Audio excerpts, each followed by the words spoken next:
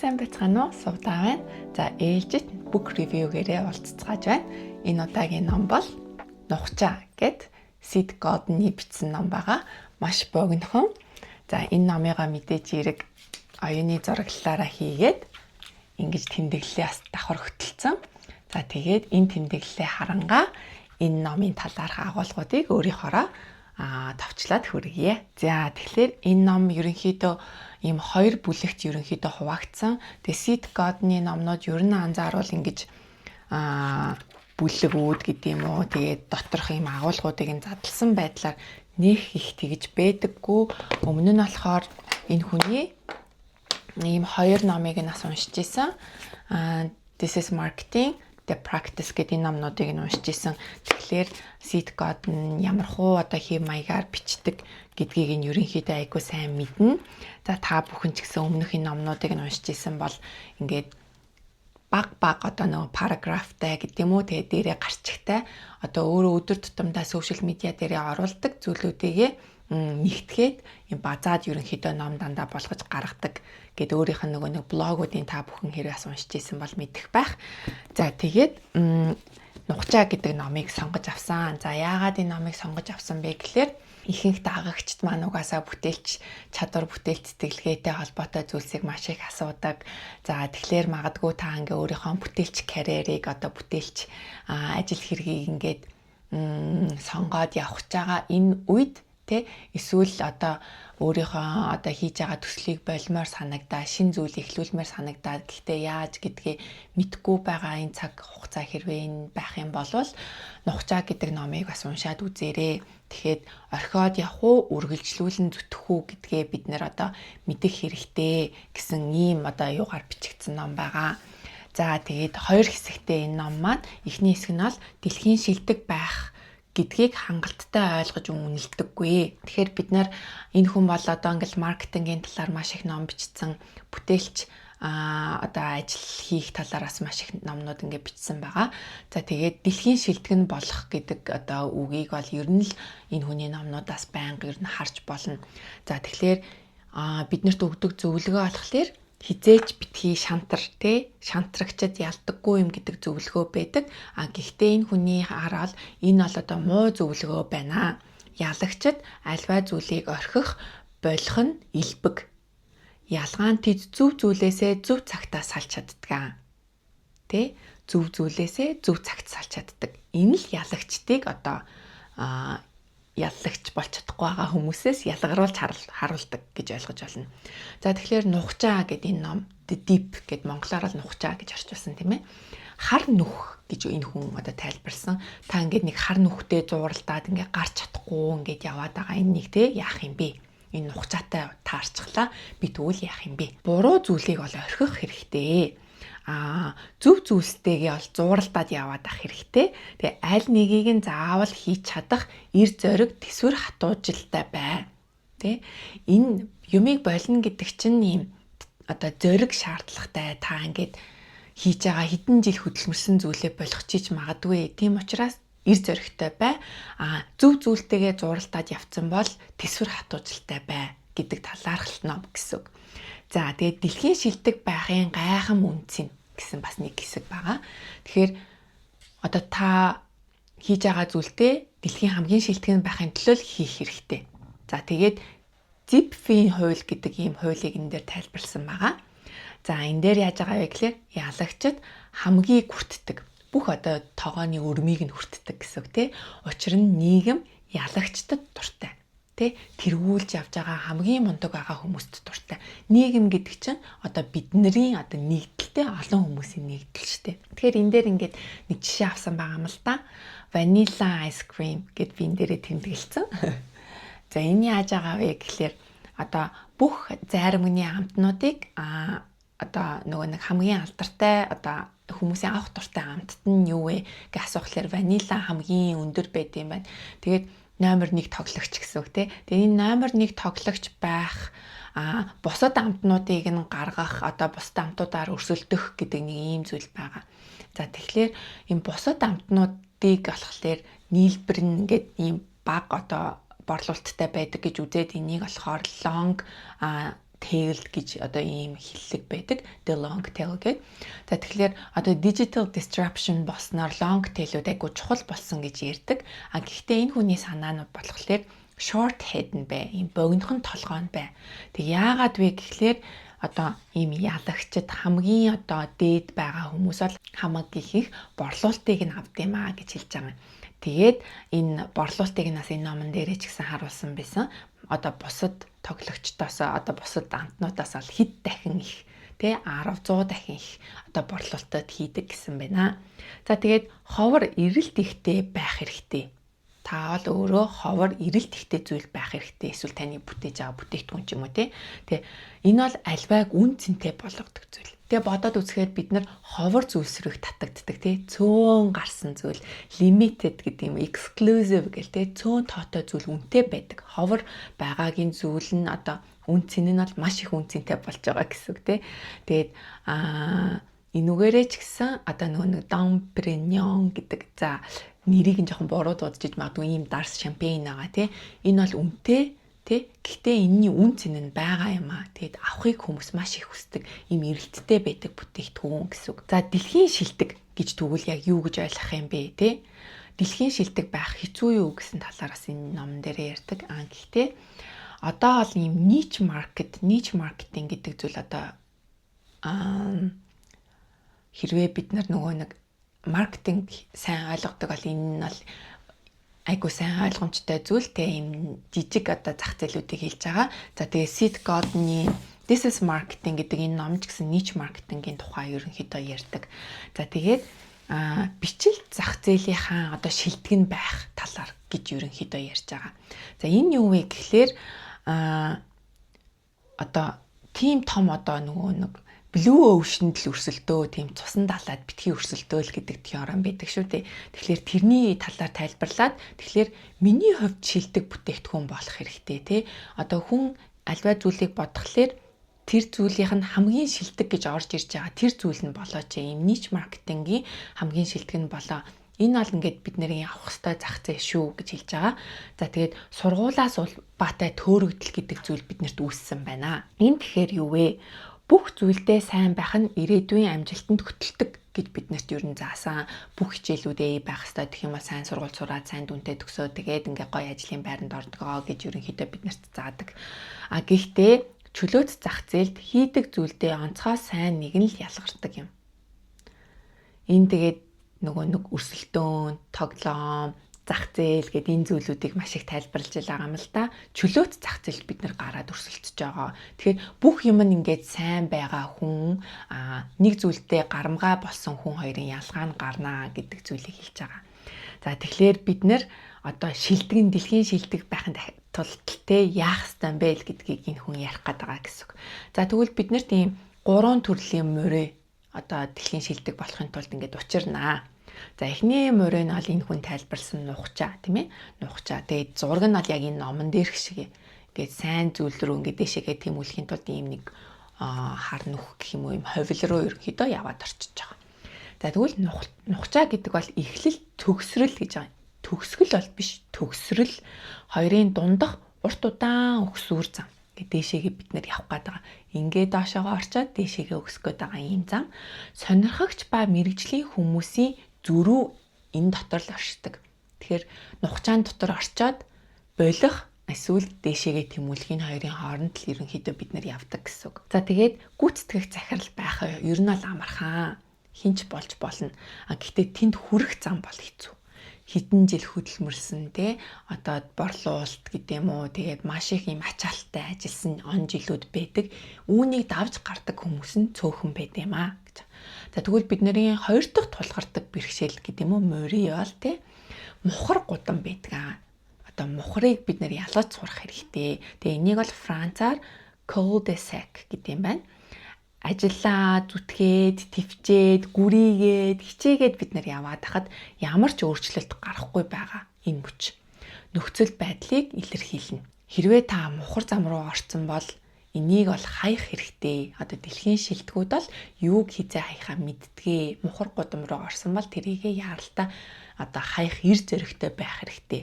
маш их хөрөнгө оруулсан юм чинь ингээд зүтгээд гүгээд явах хэрэггүй гэсэн санаагаа. За тэгвэл 3 дугаарт нь хавцал.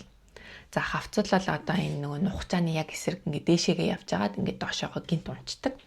Хавцал руу унах хүртлээр болж чадахгүй байх нөхцөл. За энэ дээр жишээ авснууд нь болохоор тамхи те маш ингээд донтуулдаг ингээд яваад идэг эцсийн цэг дээрээ ирэнгүүт одоо нөгөө нэг уушигны хор тавдар тусаад тэгээ болдог гэдэг ч юм уу иймэрхүү зүйлүүдээр жишээ авсан байсан. Тэгэхээр хавцал бол донтуулагч зүйлсүүд багтдаг. Тэгэхээр бусд нь бол нухчаа юм уу морьроо л ордог шүү. Тэгэхээр морийг сайн таних хэрэгтэй. Тэгээд мухар гудам хавцал хоёр бол бүтлгүйтэл төтлөгчд. Бүтлгүйтэй дагаагийн шалтгаан одоо мухар гудам хавцал хоёрт байж магадгүй шүү гэж хэлж байгаа. За тэгэхээр хавцлыг одоо бид нэр одоо болж байгаа амьдрал дээрээ хэрвээ бодоод үзвэл одоо нөгөө нэг донтуулж байгаа бет мет гэх зүйлүүдийг ч гэсэн бид нар бодож болно гэсэн үг тий. За тэгээд цаашлбал нухчаа ховор зүйлийг бүтээдэг. За тэгэхээр энэ нухчаа руу ингээд дээшээгээ мацах чинь хэцүү сан байх нь шүү дээ. Тэгэхээр нухчаа бол ховор зүйл бий болгодог. Ховор байх. Ийм ховор зүйл бол үн цэнийг бүтээдэг. Үн цэнтэй болгодог бид нарыг үн цэнтэй болгоно. Тэгвэл утга учир үн цэнтэй зүйл нухчаа заавал бий. Ойлгомжтой тий. Утга учир үн цэнтэй зүйлд нухцаа маш олон нухчаанууд магадгүй байгаа. За тэгээд бид нар саад бэрхшээлтэй тулгардаг тий. За тэгээд нүүр тулчгаад тэрийг хайж чаддаггүй. Тэрнтэйгээ зууралдаад л яваад идэг. Тэгэхээр энэний жишээнүүд бол карьераа солихгүй байх ч юм уу тий. Зоригтой алхам хийхгүй байх энэ нөхцөл байдлуудыг хэлж байгаа. За тэгээд нухчаанаас л амжилт ерөнхийдөө гардаг. Хэцүү байх тусам та өрсөлдөгчөөсөө урагш алсарч байгаа гэдгээ ойлгох хэрэгтэй. Энэ нухчаануудыг давснаар та илүү одоо ур чадвартай болоод тий. Тэр зүйлийг одоо давсан одоо шилдэг хүмүүсийн тоо игнэн ингээ алхамаар ойртож байгаа гэж өөрийгөө харах хэрэгтэй. Тэ ядаргаатай харилцагч магадгүй танд байж магадгүй, ядаргаатай компани байж магадгүй, ядаргаатай удирдагч бас байж магадгүй. Тэгэхээр эдгээр бол өөрт тохиолдож байгаа хамгийн сайн зүйлүүд гэж бодоорой. Тэгээ надад ч гэсэн манай захирлаас яг ийм зөвлөгөө өгч ийсэн. Энэ хүнтэй л харилцаа сурчхад бол дараагийн одоо иймэрхүү хэцүү хүмүүс бол чамд айгүй амархан болчихноо гэд тэ. Тэгэхээр бид нэр энэ нухчаануудыг давчхлаар илүү хүчрэхэг, илүү одоо ур чадвартай болоод тэдгээр одоо хэцүү санагдчихсан асуудлуудыг бол дараа нь айгүй амархан гэд менеж хийх ийм чадвартай болчдаг. За тэгээд цаашлбал олон боломжийн төөргөдөл гэдэг зүйл үүсдэг шүү бид нарт. Тэгээд энийг бол тоншол шоу хамгийн сайн мэддэг гэж жишээ авсан байна. За тэгээд бид нэр хөдөлмөрчтэй хийж бүтээх хэрэгэлцэлтэй хөдөлгөөнтэй хүмүүс одоо ирж хүчээ өөр шинэ боломжуудад чиглүүлээд идэг. Гэхдээ цөөн зүйлийг тултал хийсэн хүмүүс жинхэнэ амжилтанд хүрдэг. За жишээлбэл тоншуултай. За тэгэхээр 100 одоо 1000 модыг мод бүрийг одоо 20 удаа тоншоод үт авах гэж байгаа гэж бодъё. Гэтэл тоншуулаад тэрийг мэддэг те. Нэг модыг 20,000 удаа л тоншдог. Тэгжиж одоо өөрийнхөө хоолыг авч иддэг те. Тэгэхээр ийм тоншуулын мэддэг зүйлийг бид нар ч гэсэн мэддэг байх хэрэгтэй буюу нэг одоо зүйлээ сайн барьж аваад нухчаануудыг нь даваад авах хэрэгтэй гэсэн санаа хэлж байгаа. За тэгээд бид ерөнхийдөө бол болохоос айдаг. Одоо хайрын цаг хугацаа ийм зүйлд зарцуулсан юм чинь магадгүй одоо би маш их хөрөнгө оруулчихсан одоо би энэ мэрэгжлийг ингээ сонгоод явчихсан гэдэг ч юм уу иймэрхүү зүйлүүд биднэрт байж магадгүй. Ерөнхийдөө одоо хэрвээ та шийдэж байгаа болвол давж чадахгүй бол анханасаа битгий эхлүүлээ. Ийм нухчаанууд мэдээж ирээдүйд зөндөө гарнаа. Давж чадахгүй л гэж бодож байгаа бол энэ сорилтуудыг одоо давах хүч байхгүй те сонирхол байхгүй бол битгий ихлүүлээч. Арнольд Шварценегг гэрээр жишээ авсан.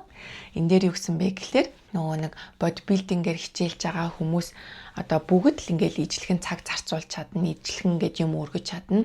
Гэхдээ тэр ингээд өргөж байгаа зүйл одоо гантелтэй ингээд цуцаад ирэх мөчөд сүүлийн одоо 2 3 үргэлтийг хийх энэ одоо би ядарч штэ те дийлэхгүй нэ гэдэг дохио болчин өгөөд байгаа энэ мөчөд өргөж чадж байгаа хүмүүс яг тухайн мөчөд өргөснөөр энэ болчингууд нь ургадаг хөөдөг ч юм уу те тийм л юм байна л та.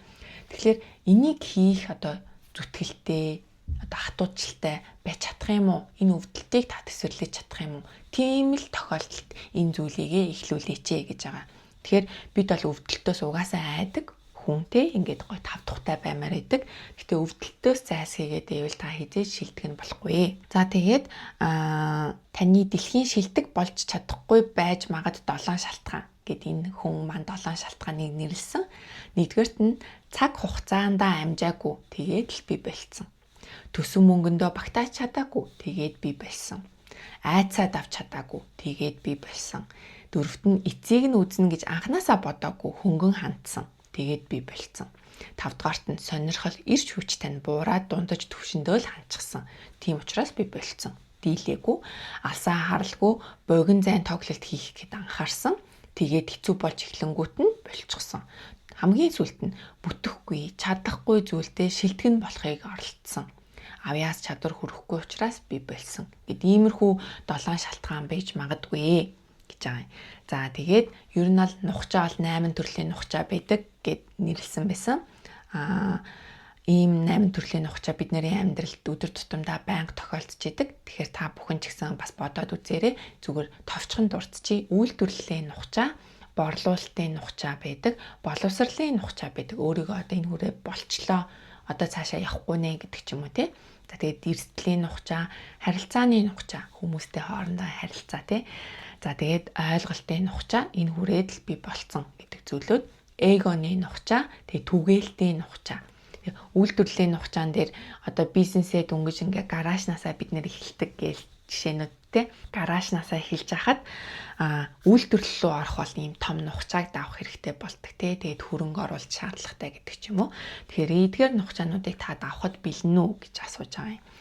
За тэгээ цаашлбал миний зүгээр энд өөрийнхоороо тэмдэглэж авсан нь болохоор алдаа гэдэг бол ахиц юм те. Алдаа гэдэг бол та бүтлгүүтэл өрдөөсөө биш, энэ бол ахиц.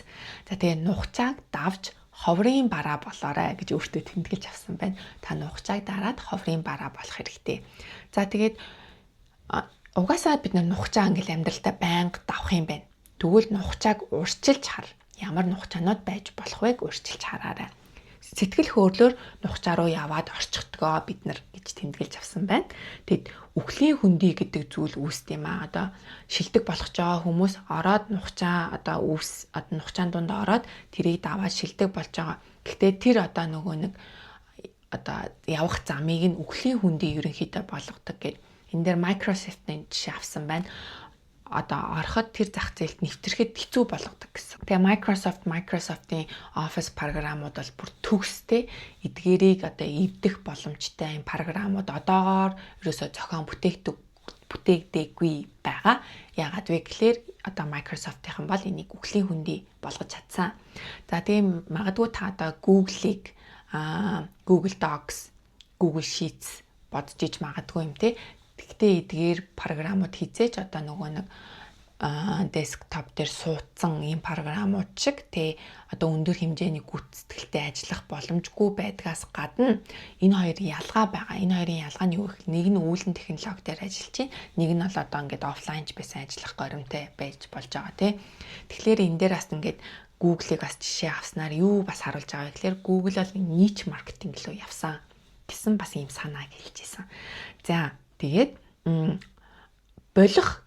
Тэгээ одоо тэгээд бид нар нухчааг урьдчилаад хараад одоо энэ ийм хүнд зах зээл юм чин би орхоо болио гэд Google шиг тоглоомынхаа дүрмээ өөрчлөөд тэгээ үүлэн технологиор одоо Office-ийн програмын шийдий гэдэг ийм зүйл рүү бид нар явж болно.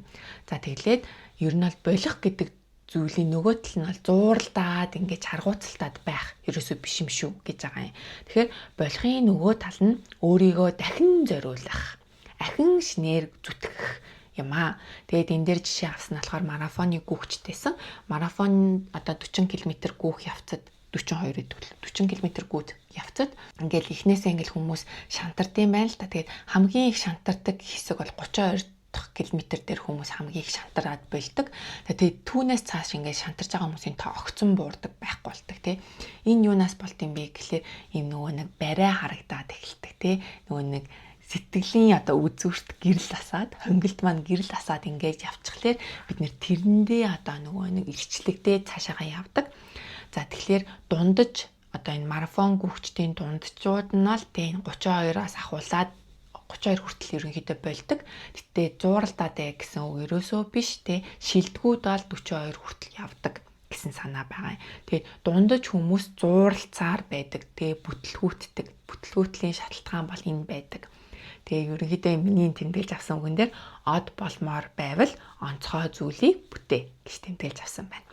За ингээд энэ хэсэг хүртэл болохоор номын 1-р хэсэг буюу нэлээд ихэнх хэсэг нь явчихж байгаа. Дахин сануулхад энэ нь дэлхийн шилдэг байх гэдгийг хангалттай ойлгож бид нар үнэлээгүй байдаг. Тэгэхээр дэлхийн шилдэг байгаа хүмүүс бол маш их нухчааг давсан л хүмүүс байдаг байх нь гэж ойлгох хэрэгтэй. За тэгвэл 2-р хэсэг номер 1 болохгүй юм бол эртхэн болоод өөр зүйл хөөцөлдсөн дээр. Номер 1 болохын төлөө л амьдрах хэрэгтэй. Тэг. Бүх зүйл дээр шилдэг байх гэдэг бол ер нь бол боломжгүй зүйлээ. Энийг бол цаг хугацаа мөнгө төгрөгөө бодоод үзсэн ч гэсэн одоо ур чадвар эзэмшилтгээ бодоод үзсэн ч гэсэн хийх боломжгүй зүйл гэж байгаа. Энэ дээр бол саналт нэгдэж байна. Тэгэхээр мухар гудмуудаа хаях хэрэгтэй. Зөндөө олон ингэ төсөл эхлүүлээд аль нь цэчгүй ингэж яваад илгүүгээр мухар гудмуудыг эртгэн хаяарай. Тэгэд ийм тав тухтай ажлууд байдгаа. Тэгээ иймэрхүү ажлуудыг ол солих хэрэгтэй. Ингээд карьерн дээшээ ахтагчгүй юм дундаж шатны менежерүүд ингээд байгаад байгаа бол тэгээ өөрөө бол найздаа зөвлөгөө өгсөн байсан. Тэгээ найздаа зөвлөгөө өгтөө тэр хүн нь бол мэдээж хэрэг ингээд албан тушаал дахиад яваад байдаг. Гэхдээ тэр нь юунаас болж ахсан бэ гэхээр компанид урт хугацаанд ажилласан бүх зүйлийг мэддэг гэдэг утгаараа ахиад байдаг. Тэрийг нь хүн болгон мэддэг. Тэгээд нэг удирдагч одоо мундаг гэж хүн шиг хүлээж авдаггүй байгаадсан. За тэгээд шинэ ажил хайх хамгийн тохиромжтой үе бол ажилд орох шаардлагагүй байх үе юм шүү гэсэн байна. Одоо бодоод үзэхлээр тав тухтай байгаа мөчтөө энэ бол миний байж болохгүй цэг юм байна. Өөр ажил хайх хэрэгтэй юм байна. Тэгвэл одоо айгүй олон хүмүүстэй ийм цэг дээр ирсэн. Одоо би карьераа солих уу гэд бодож иж магадгүй юм. Тэгвэл энэ номыг бас уншаад үзхийг санал болгож байна. За тэгээд дасан зохицох.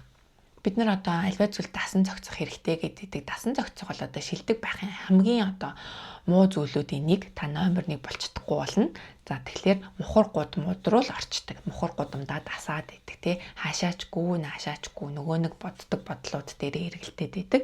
За тэгээ мухар гудамд ороод дасан зохицоход нөлөөлдөг зүйл бол бардам зан, тэгээ нэрлэхүү зан байдгаа. Та эдгээр зүйлүүдээсээ болоод одоо би ингэсэн юм чинь хүмүүс намайг ингэж бодох болов ч юм уу тий. Иймэрхүү зүйлүүдээсээ болоод одоо мухар гудмаа хайж чадахгүй байгаа юм биш үсттэй гэж байгаа.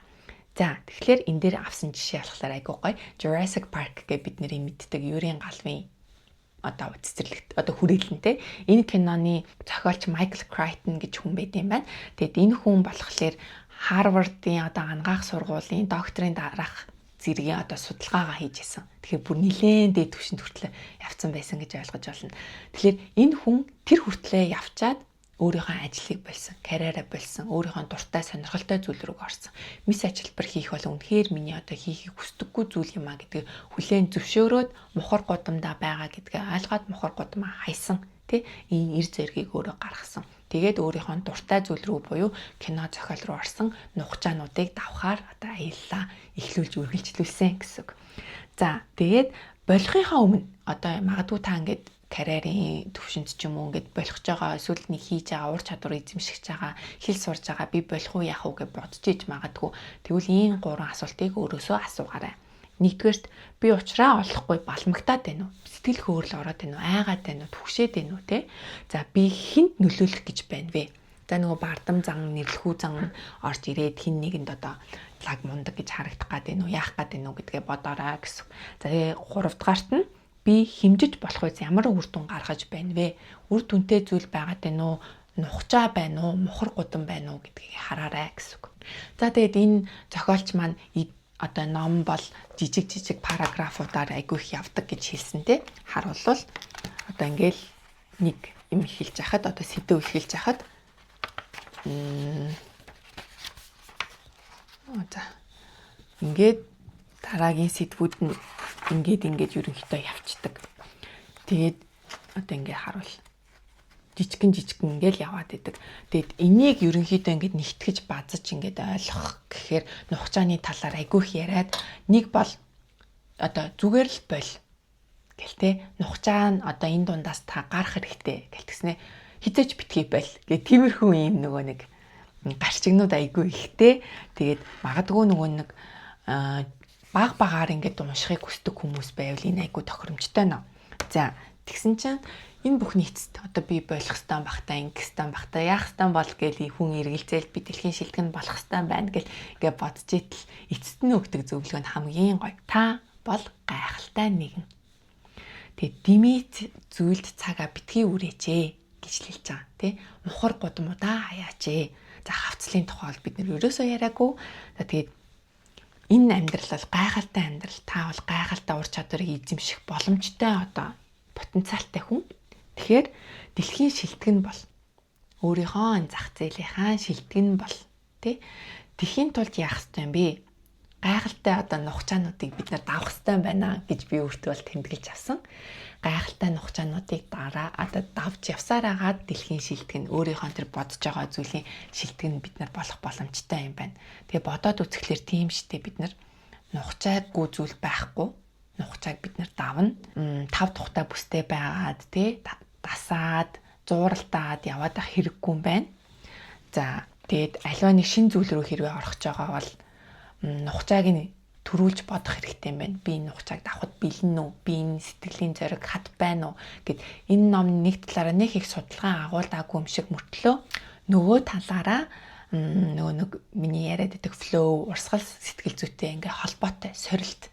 Та ямар сорилтыг давахыг хүсэх юм бэ? Дуртай зүйлээ давах хэрэгтэй. Тэгээд та ямар зүйл дээр бүтээлч байх хэрэг одоо байдаг юм бэ гэхлээр энэ хүсэж байгаа энэ дурд сонирхолтой зүйлийнхаа одоо нухчаануудыг даваад сорилтуудыг давснаар бүтээлч байж чаддгийм аа гэсэн л энэ зүйлийг маш өдөр тутмын энгийн ойлголтоор тайлбарласан ном байла.